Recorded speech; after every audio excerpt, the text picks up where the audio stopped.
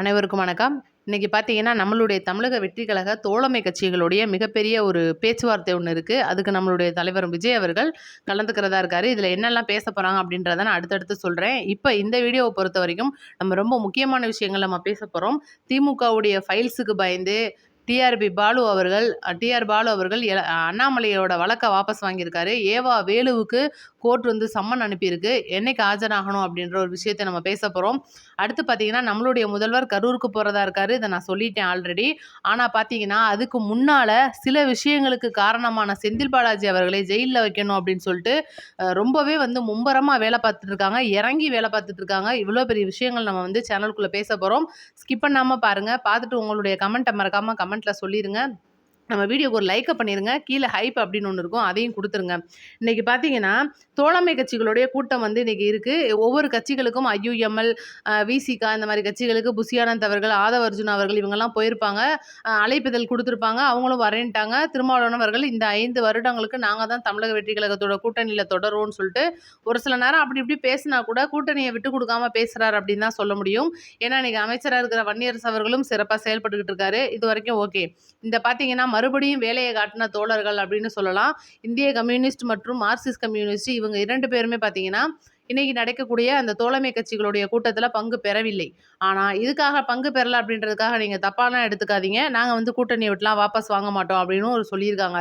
எதுக்காக அவங்க பங்கு பெறல அப்படின்றத முதல்ல நம்ம பார்க்கணும். வரக்கூடிய இடைத்தேர்தல்ல அவங்க முழுக்க முழுக்க திமுகவுக்காக இறங்கி வேலை பார்க்க போறாங்க அப்படின்ற ஒரு தகவல் வந்திருக்கு. அதனால தான் வந்து அவங்க கூட்டணிய புறக்கணிக்கிறாங்க. ஏன்னா, இந்த ஒரு விஷயத்த பொறுத்தவரைக்கும் இன்னைக்கு தோழமை கட்சியோட கூட்டத்தில பேசப்போற விஷயமே இதுதான். வரக்கூடிய இடைத்தேர்தல் அப்படின்றது நம்மளுடைய தமிழக முதல்வருடைய கணக்குப்படி கிட்டத்தட்ட 15 தொகுதிகளுக்கு மேற்பட்ட தொகுதிகளுக்கு இடைத்தேர்தல் வருது. இது ஒரு மினி தேர்தல் மாதிரியே நடக்க போகுது அப்படின்றனால, இது வந்து முழுக்க முழுக்க தமிழக வெற்றி கழகம் கைப்பற்றி ஆகணும்னு சொல்லிட்டு ஏகப்பட்ட விஷயங்களை முன்னெடுத்து வியூக வகுப்பாளர்கள் இந்த மாதிரி விஷயங்கள்லாம் வந்து இன்னைக்கு தோழமை கட்சியோட பகிர்ந்துக்குவாங்க. அவங்களுக்கு ஏதாவது தொகுதிகள் வேணுமா? யார் போட்டியிட போறா? இவங்க தான் வந்து இந்த வேலையெல்லாம் நீங்க பார்க்கணும். உங்களுடைய சைடுல நீங்க ஓட்டு கேட்கணும்னு சொல்லிட்டு நெறைய விஷயங்கள் பேசுவாங்க. அதுல பார்த்தீங்கன்னா, மார்க்சிஸ்ட் கம்யூனிஸ்ட் மற்றும் இந்திய கம்யூனிஸ்ட் 2மே விலக்கி இருக்காங்க.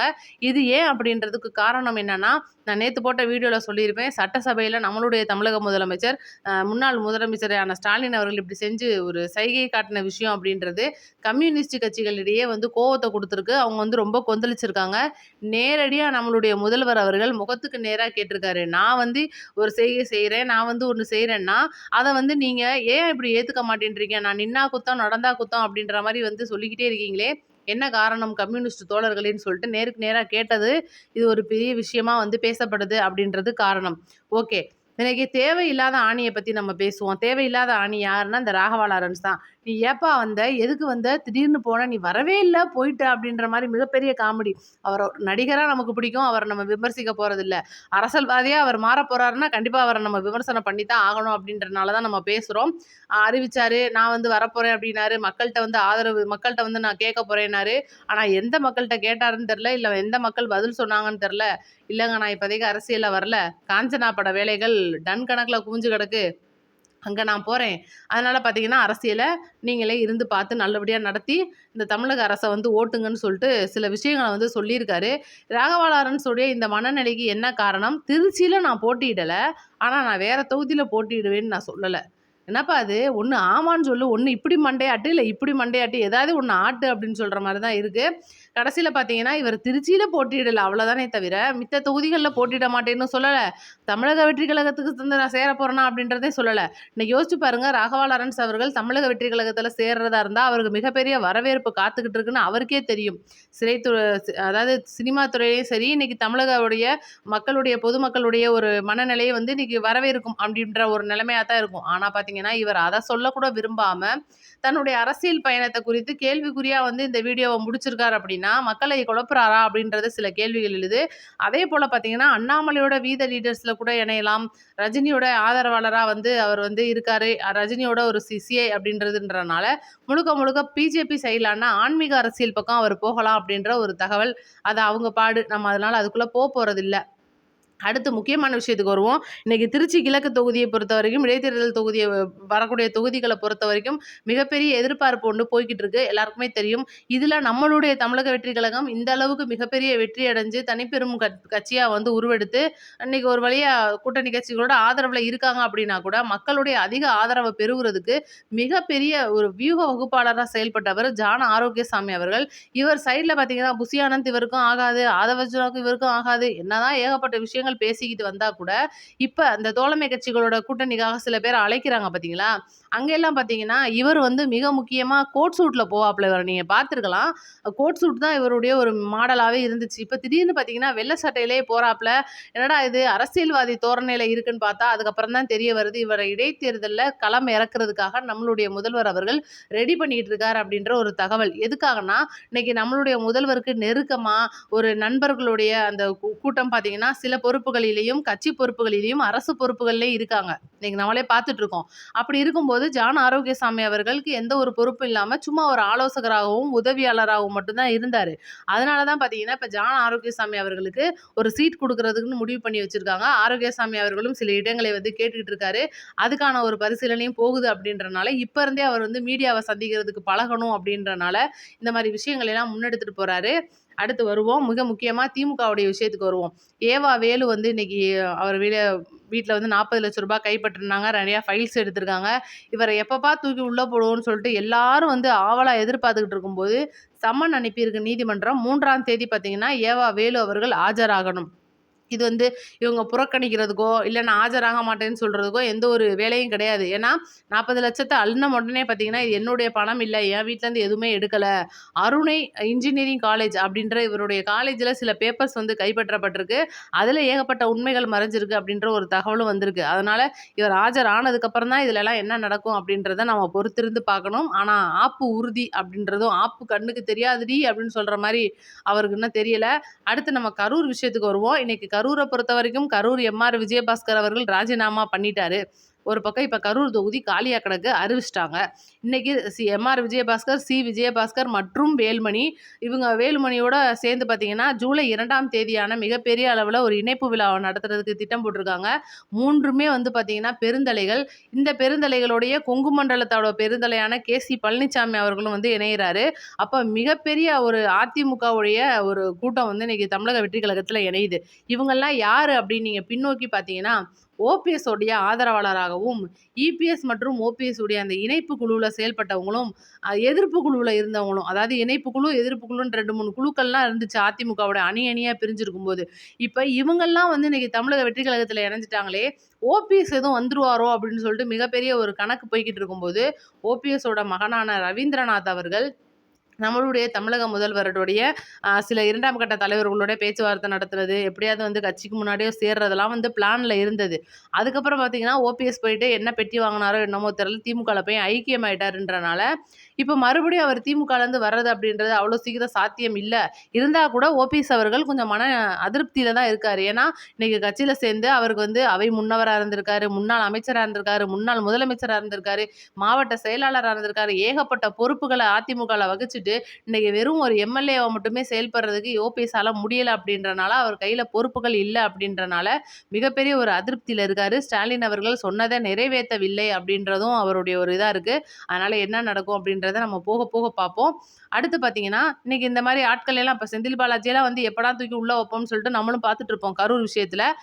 பார்த்தீங்கன்னா, இவங்களால டக்குன்னு பிடிச்சு உள்ள போட்டுற முடியாது. ஆளுநருடைய மிகப்பெரிய ஒப்புதல் வேணும். அவங்க மேல வழக்கு பதிவு பண்ணணும். அதுக்கப்புறம் அவங்கள வந்து கைது பண்ணணும். இதெல்லாம் தூக்கி உள்ள வச்சதுக்கப்புறம், அவங்க மேல விசாரணை பண்ணணும். அதுக்கப்புறம் அவங்களுக்கு நெஞ்சு வலிலாம் வரும். அவங்கள ஆஸ்பத்திரிக்குலாம் கூட்டிட்டு போணும். இவ்ளோ விஷயங்கள் நடக்க போகுது அப்படின்றனால, கரூருக்கு போறதுக்கு முன்னாடி இந்த காரணமான சில காரணகர்த்தாக்கள் யாருன்னு எதுக்கு காரணமானவங்கள்னு உங்களுக்கு புரியும்னு நெனைக்கிறேன்.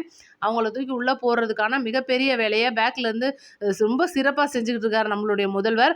நேத்து நடந்த ஐஏஎஸ், ஐபிஎஸ் மாநாட்டுல வந்து என்ன பேசியிருக்காருன்னா, தமிழக வெற்றி கழக ஆளுன்னு சொல்லிட்டு கூட, கொடிய கட்டிட்டு கூட ஒருத்தன் தப்பு பண்றான்னா, அவன நீங்க விட்டுறக்கூடாது அப்படின்னு மிகப்பெரிய ஒரு உத்தரவாதத்த காவல்துறைகள்ட்ட சொல்லியிருக்காங்க.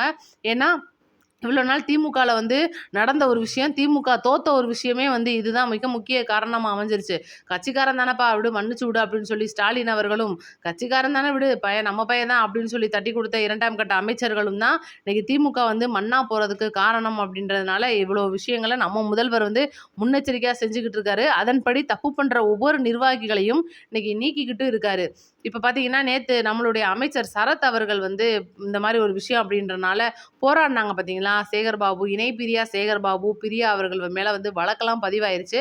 இன்னும் சில பேர் மேல வழக்கு போட்டிருக்காங்க. இது பார்த்தீங்கன்னா, சும்மா சாதாரண வழக்கா போயிரும். ஆனா பார்த்தீங்கன்னா, இவங்க மேல மெயினான வழக்கா இன்னைக்கு ஊழல் மற்றும் லஞ்ச வழக்குகள் வந்து இறங்குறதா இருக்கு. இன்னும் சிவசங்கர் அவர்கள், அரசகுமார் அவர்கள் அடுத்தடுத்து தோண்ட தோண்ட வந்து அலாவுதீன் பூதம் மாரி வந்துகிட்டே இருக்கு அப்படின்றனால, முழுக்க முழுக்க இவங்க மேல வழக்கு பதிவு பண்ணி இவங்கள வந்து அரெஸ்ட் பண்றது அப்படின்றது மிக முக்கியமான வேலையா போய்க்கிட்டு இருக்கு.